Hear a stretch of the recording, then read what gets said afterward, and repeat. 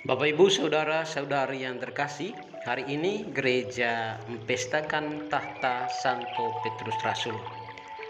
Bacaan diambil dari Injil Matius bab 16 ayat 13 sampai 19. Sekali peristiwa Yesus tiba di daerah Kaisarea Filipi. Ia bertanya kepada murid-muridnya, "Kata orang, siapakah anak manusia itu?" Jawab mereka, "Ada yang mengatakan Yohanes Pembaptis, ada juga yang mengatakan Elia, dan ada pula yang mengatakan Yeremia atau salah seorang dari pada nabi." Lalu Yesus bertanya kepada mereka, "Tetapi apa katamu? Siapakah aku ini?"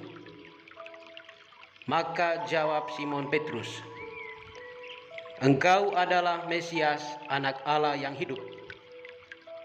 Kata Yesus kepadanya, "Berbahagialah engkau Simon bin Yunus, sebab bukan manusia yang menyatakan itu kepadamu, melainkan Bapa-Ku yang di surga.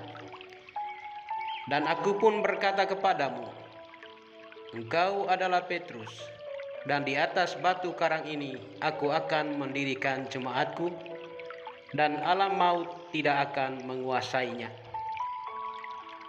Kepadamu akan kuberikan kunci kerajaan surga. Apa yang kau ikat di dunia ini akan terikat di surga, dan apa yang kau lepas di dunia ini akan terlepas di surga." Demikianlah sabda Tuhan. Terpujilah Kristus.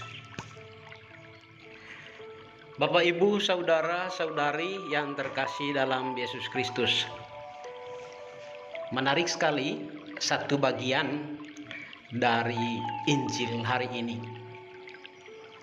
Yang mati itu masuk ke alam maut. Artinya, hidup itu tanpa makna, berakhir dalam ketiadaan.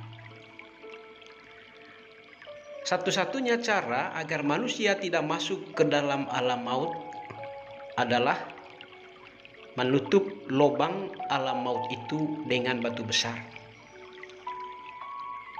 Itulah peran yang diberikan oleh Yesus kepada Petrus, berperan sebagai batu karang agar hidup para murid Yesus yang berhimpun di dalam gereja tidak berakhir di dalam ketiadaan, melainkan hidup semakin bermakna karena bebas dari alam maut, dari berbagai kejahatan. Pemberian kunci kerajaan surga kepada Petrus perlu dipahami dalam garis ini, bahwa Petrus diberi kerajaan surga tidak dalam arti menentukan siapa yang boleh masuk surga, siapa yang tidak boleh. Bukan pertama-tama dalam arti seperti itu. Kunci itu diberikan agar tidak ada kuasa jahat yang masuk ke dalam kerajaan surga. Dikunci supaya kerajaan surga tidak disusupi atau tidak dimasuki kuasa kejahatan. Jadi yang diikat oleh Petrus adalah kuasa jahat itu, yang dapat membawa orang ke dalam maut, ke dalam kematian.